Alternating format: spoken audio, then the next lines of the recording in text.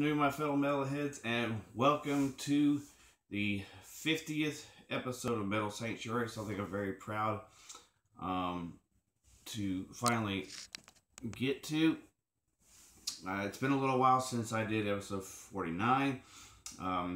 Getting married, moving, having to look for a new job, so it's been a minute, and I'm definitely happy I'm finally able to do this 50th episode. So basically what I like to do before I get into the episode is I like to thank everybody who's taken the opportunities to look at my videos, to comment, to like them, to subscribe, to tell people about them.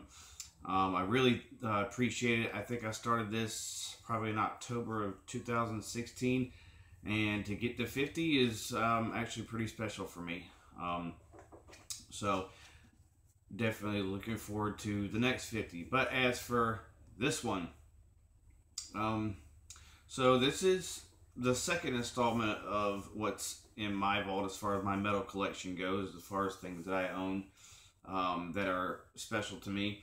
And this newest edition is a Christmas present I just got. The Tony Iommi book that he released in,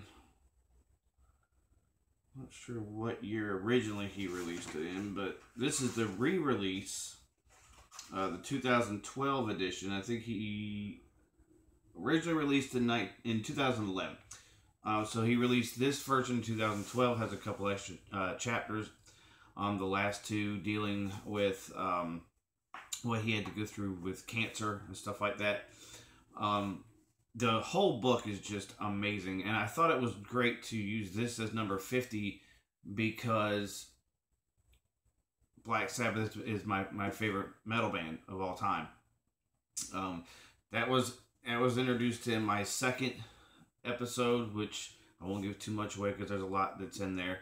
But I feel it kind of fitting to kind of circle back and get into this book. And the book is titled Iron Man, Tony Iommi, My Journey Through Heaven and Hell with Black Sabbath. And it's got about 383 pages worth of the actual book itself. And at the end, you've got the credits and stuff like that. But a great book. Talks about how he got into music, the artists that influenced him, the scene that was around at the time, of course, the accident, which basically created the heavy metal sound. A lot of pictures in here. I believe all of them are pretty much in black and white, which for me, being a huge Sabbath fan, I think just really kind of adds to the mystique and the story of Tony Iommi and Black Sabbath to have all the pictures in black and white.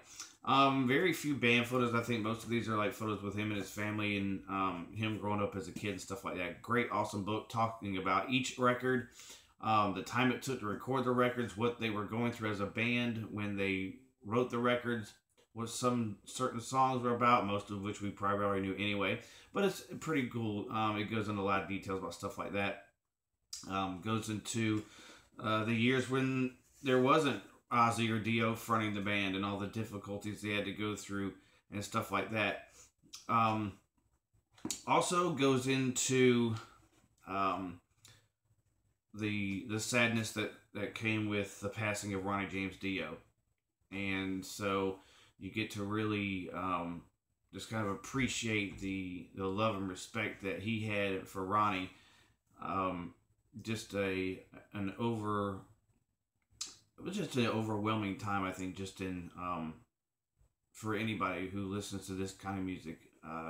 We lost three really big names that year, but definitely Ronnie was the biggest, and he does a very good tribute in this book in talking about Ronnie. So if you haven't picked this up, you need to pick it up. I believe she probably picked it up on Amazon. Not really sure how much it was, but anyway. That's what's new from my vault, the Tony Iommi book. Go out and get it. Stay metal, and until next time, God bless.